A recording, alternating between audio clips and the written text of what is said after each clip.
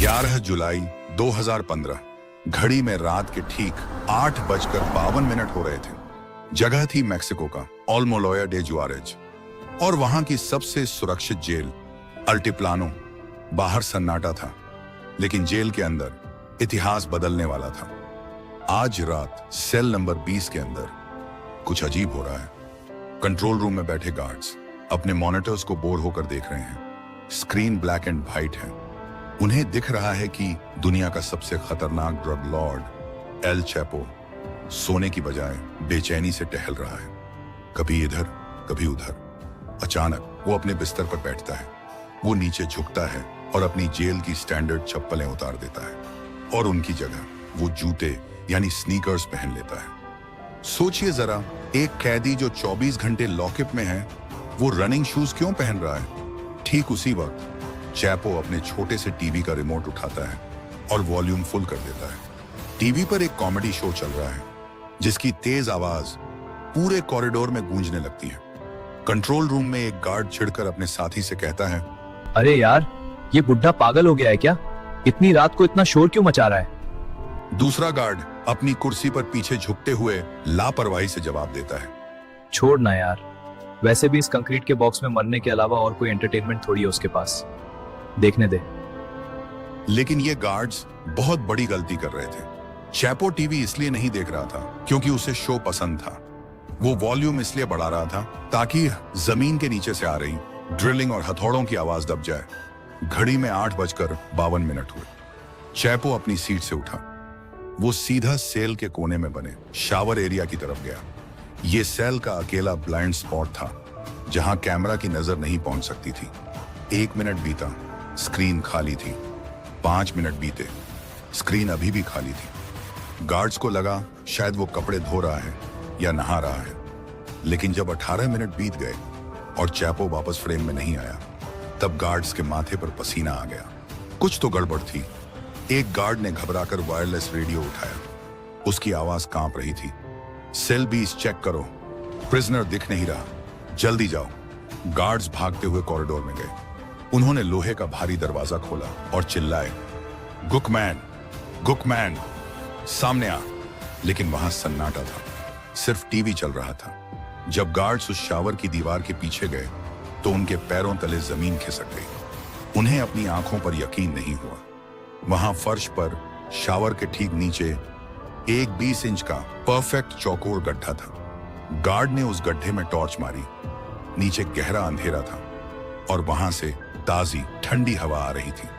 उसने कांपती आवाज में कहा, sir, the king has gone. Chapo गायब है। सवाल यह नहीं है कि वो भागा कैसे। सवाल यह है कि अल्टिप्लानो जैसी हाई सिक्योरिटी जेल में, जहां जमीन के नीचे वाइब्रेशन सेंसर्स लगे होते हैं, वहां इस आदमी ने 1.5 किलोमीटर लंबी टनल खोद दी। उसमें लाइट्स लगाई, हवा के लिए पाइप्स लगाए, यहां तक कि चलने के लिए पटरियां भी बिछा दी। लेकिन ऊपर बैठे हजारों गार्ड्स को एक खरोंच की आवाज तक नहीं आई। जरा सोचिए, इतनी बड़ी टनल खोदने में 350 ट्रक जितनी मिट्टी निकलती है। वो मिट्टी कहां गायब हो गई? कौन था जो जेल का नक्शा इस ड्रग लॉर्ड तक पहुंचा रहा था? ये सिर्फ एक जेल ब्रेक नहीं था, ये हिस्ट्री का सबसे बड़ा मैजिक ट्रिक था। तो आखिर उस 18 मिनट के अंधेरे में हुआ क्या था जिससे ये कैदी उस खतरनाक जेल से भाग गया, जहां से आज तक कोई बाहर नहीं निकल पाया, और जिसके कमरे में रोशनी के लिए एक खिड़की तक नहीं थी? वो वहां से कैसे भागा, जानेंगे आज की इस वीडियो में।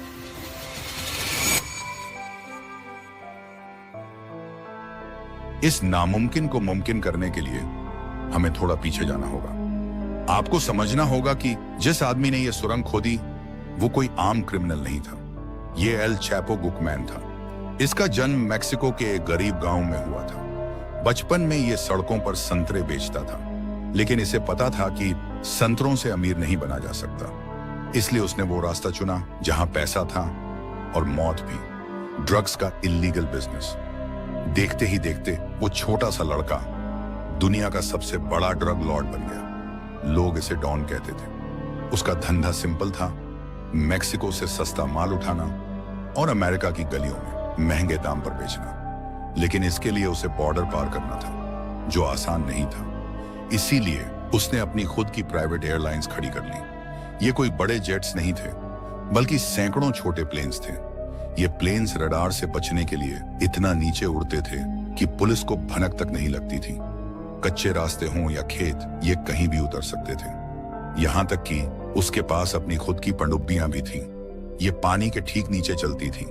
पुलिस ऊपर लहरों में नावें ढूंढती रह जाती थी और नीचे नीचे हजारों किलो ड्रग्स बॉर्डर पार हो जाता था बिना किसी को दिखे।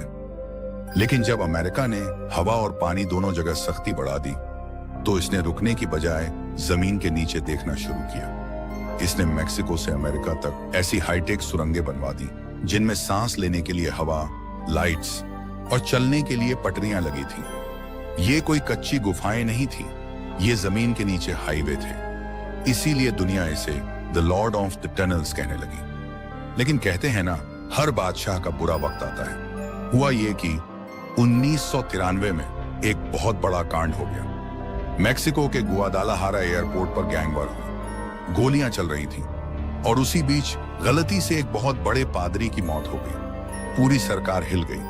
अब चैपो सिर्फ एक स्मगलर नहीं था, वो मेक्सिको का पब्लिक एनिमी नंबर 1 बन चुका था। इसीलिए पुलिस उसे पागलों की तरह उसे ढूंढने लगी।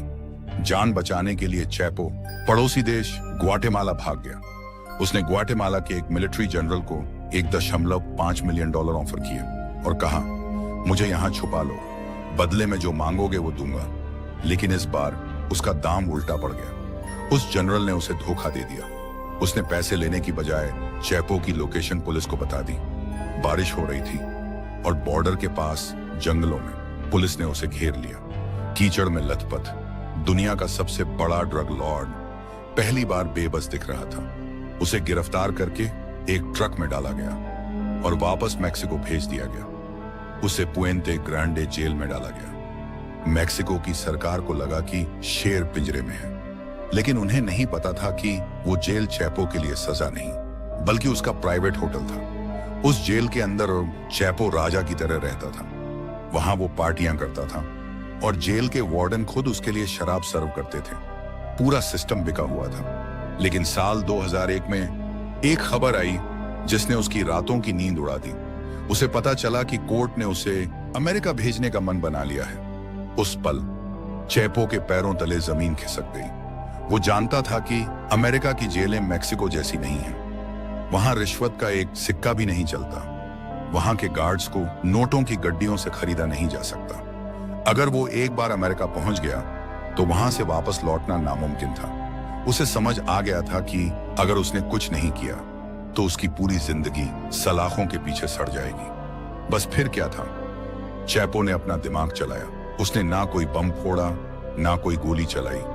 उसने बस एक लॉन्ड्री कार्ट यानी गंदे कपड़ों वाली गाड़ी का इस्तेमाल किया। जरा सोचिए, दुनिया का सबसे अमीर क्रिमिनल बदबूदार मोजे और गंदे यूनिफॉर्म्स के ढेर के नीचे चुपचाप लेट गया। सांस लेना भी मुश्किल हो रहा था। बदबू इतनी थी कि कोई भी आम इंसान उल्टी कर दे। फिर उस गार्ड ने उस भारी ट्रॉली को धक्का मारना शुरू किया। उन्हें कई चेक पॉइंट्स से गुजरना था। हर बार जब कोई दूसरा गार्ड पास से गुजरता तो कपड़ों के नीचे छुपे चैपो की धड़कन रुक जाती थी। उसे डर था कि अगर किसी ने एक भी चादर हटाकर देख ली तो खेल खत्म। एक जगह तो चेकिंग करने वाले गार्ड ने पूछ भी लिया, अरे भाई, आज ये ट्रॉली इतनी भारी क्यों लग रही है? उस पल सब कुछ खत्म हो सकता था। लेकिन उस गार्ड ने हंसते हुए जवाब दिया, क्या बताऊं यार, आज इन कैदियों ने गद्दे गीले कर दिए हैं, इसलिए वजन बढ़ गया है। सामने वाला गार्ड हंस पड़ा और उसने गेट खोल दिया। वो गार्ड उस ट्रॉली को धक्का मारते हुए सीधा पार्किंग लॉट तक ले गया। वहां अंधेरे में चैपो उस बदबूदार ढेर से बाहर निकला। वो सीधा जाकर उस गार्ड की कार की डिक्की में छुप गया। गार्ड ने गाड़ी स्टार्ट की, गेट से बाहर निकाली और बस अगले कुछ मिनटों में दुनिया का सबसे खतरनाक क्रिमिनल हवा में गायब हो चुका था। उस एक लॉन्ड्री कार्ट वाले ड्रामे ने पूरी दुनिया को हैरान कर दिया था। अगले 13 साल तक वो पुलिस की नाक के नीचे मौज करता रहा, अपना एम्पायर चलाता रहा।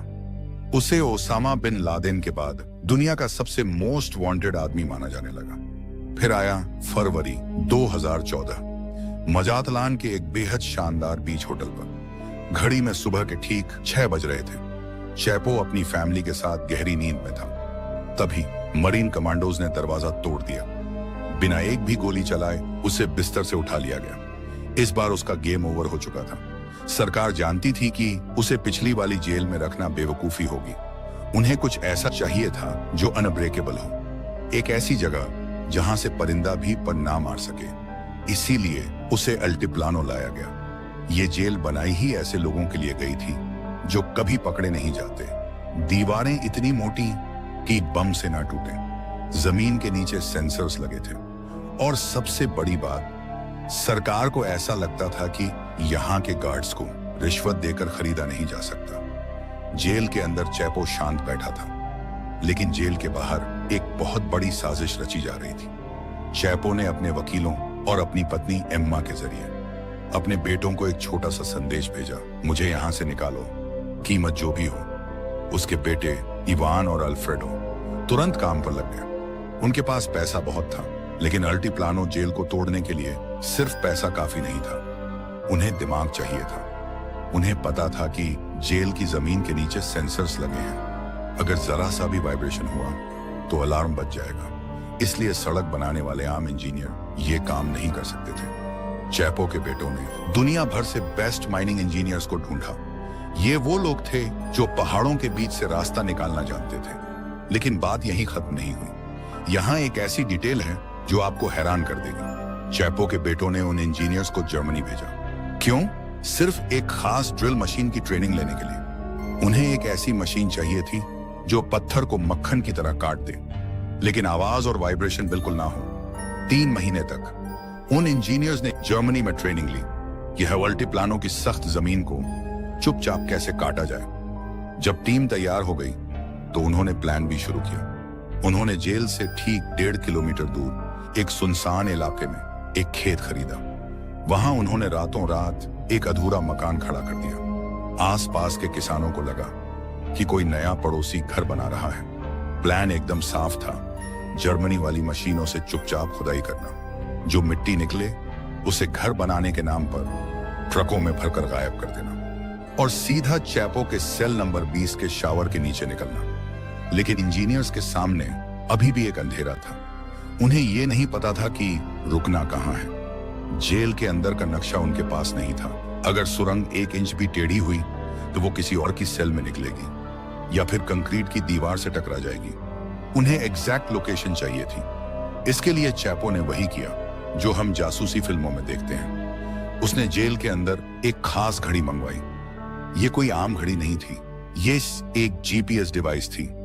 चैपो ने नहाते समय उस घड़ी को शावर के कोने में रख दिया। बाहर बैठे इंजीनियर्स को सिग्नल मिल गया। कंप्यूटर स्क्रीन पर एक रेड डॉट आ गया। अब उन्हें पता था कि टारगेट कहां है। यह कोई कच्ची सुरंग नहीं थी। इसके अंदर लाइट्स लगी थी, हवा के लिए ऑक्सीजन पाइप्स थे, और सबसे हैरान करने वाली बात, इसके अंदर एक मोटर बाइक खड़ी थी जो रेल की पटरियों पर चलती थी। जी हां, आपने सही सुना। सुरंग के अंदर एक बाइक थी जिसे मॉडिफाई किया गया था ताकि वो पटरियों पर दौड़ सके। आखिरकार वो दिन आ ही गया। चैपो अपनी सेल में था। उसने अपने जूते बदले। वो धीरे से शावर एरिया की तरफ बढ़ा। कैमरे में दिख रहा था कि वो नहाने जा रहा है। वो झुका और फिर गायब हो गया। गार्ड्स स्क्रीन देखते रह गए। जब 20 मिनट तक वो बाहर नहीं आया तो गार्ड्स सेल में दौड़े। वहां कोई नहीं था। शावर के नीचे एक 20 इंच का चौकोर गड्ढा था। गार्ड्स ने जब उस गड्ढे में झांका तो उन्हें सिर्फ अंधेरा दिखाई दिया। चैपो उस गड्ढे में कूदा, नीचे खड़ी उस बाइक पर बैठा और 1.5 किलोमीटर का सफर सिर्फ 3 मिनट में तय करके आजाद हो गया। जब पुलिस उस सुरंग के दूसरे छोर पर पहुंची तब तक वहां सिर्फ धूल उड़ रही थी। चैपो एक बार फिर हवा हो चुका था। अगली सुबह जब दुनिया जागी तो मेक्सिको की सरकार सो नहीं पाई। पूरी दुनिया के न्यूज चैनल्स पर सिर्फ एक ही ब्रेकिंग न्यूज थी, चैपो फिर भाग गया। मेक्सिको के प्रेसिडेंट के लिए यह शर्मिंदगी की बात थी। उन्होंने अपनी पूरी ताकत झोंक दी।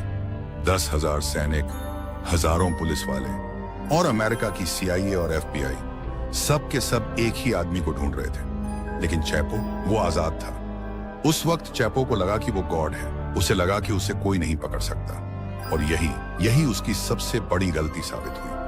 उसे एक नशा चढ़ गया था, शोहरत का नशा। चैपो चाहता था कि उसकी जिंदगी पर एक हॉलीवुड फिल्म बने। वो चाहता था कि दुनिया जाने कि वो कितना बड़ा डॉन है। इस पागलपन में उसने एक ऐसी बेवकूफी की जिसकी उम्मीद किसी को नहीं थी। उसने छुपने की बजाय हॉलीवुड एक्टर शॉन पेन और एक्ट्रेस केट डेल कैस्टिलो को इंटरव्यू देने के लिए अपने ठिकाने पर बुला लिया। वो जंगल में मिले, बातें हुई। चैपो को लगा कि वो सेलिब्रिटी बन रहा है, लेकिन उसे नहीं पता था कि जिस फोन से वो इन एक्टर्स से बात कर रहा था उसे CIA ट्रैक कर रही थी।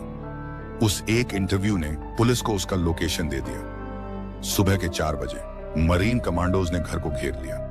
इस बार कोई चेतावनी नहीं दी गई, सीधा ऑपरेशन ब्लैक स्वान शुरू हुआ।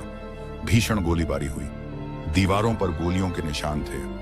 चैपो को पता था कि वो घिर चुका है। उसने अपनी पुरानी तरकीब अपनाई। वो अपने बॉडीगार्ड के साथ घर के पीछे छुपे एक मैनहोल यानी गटर के ढक्कन को खोलकर नीचे कूद गया। वो कीचड़ और गंदगी भरे सीवर में 1.5 किलोमीटर तक रेंगता रहा। वो फिर से भागने ही वाला था। उसने एक गटर का ढक्कन खोला और सड़क पर निकल आया। उसने सामने से आ रही एक कार को हाईजैक किया और भागने की कोशिश की, लेकिन इस बार किस्मत उसके साथ नहीं थी। पुलिस ने उसकी गाड़ी को हाईवे पर ही घेर लिया। जब उसे हथकड़ी लगाई गई, उसे पता था कि अब खेल खत्म हो चुका है और इस बार मेक्सिको की सरकार ने कोई रिस्क नहीं लिया। उसी रात उसे हेलीकॉप्टर में बिठाया गया, लेकिन इस बार उसे किसी मैक्सिकन जेल में नहीं, बल्कि सीधा न्यूयॉर्क भेज दिया गया। वही हुआ जिसका उसे सबसे ज्यादा डर था। आज जोआक्विन एल चैपो गुपमैन अमेरिका की ADX फ्लोरेंस जेल में बंद है। ये वो जेल है जिसे अल्काट्राज ऑफ द रॉकीज कहा जाता है। ये जेल इंसानों के रहने के लिए नहीं बनी। 23 घंटे काल कोठरी में अकेले, सिर्फ 4 इंच की खिड़की जिससे आसमान भी ठीक से नहीं दिखता। दीवारें साउंड प्रूफ हैं ताकि वो अपनी आवाज भी ना सुन सके। जिस आदमी ने 2 बार दुनिया की सबसे सुरक्षित जेलें तोड़ी, जिसने जमीन के नीचे हाईवे बना दिए, आज वो कंक्रीट के एक छोटे से बॉक्स में अपनी बाकी जिंदगी गुजार रहा है। वो जिंदा तो है, लेकिन दुनिया के लिए वो दफन हो चुका है। लेकिन अब मेरा आपसे एक बहुत बड़ा सवाल है। हमने देखा कि उसने 2 बार नामुमकिन को मुमकिन किया। अब वो अमेरिका की सबसे सुरक्षित जेल ADX फ्लोरेंस में है। क्या आपको लगता है कि वो उस जेल से भी भाग सकता है, या उसका खेल हमेशा के लिए खत्म हो गया है? अपनी राय नीचे कमेंट में जरूर लिखें। अगर आपको इस वीडियो की रिसर्च और कहानी पसंद आई तो लाइक बटन जरूर दबाएं। ऐसी ही और रियल लाइफ थ्रिलर स्टोरीज देखने के लिए चैनल को सब्सक्राइब करें और बेल आइकन दबाना ना भूलें।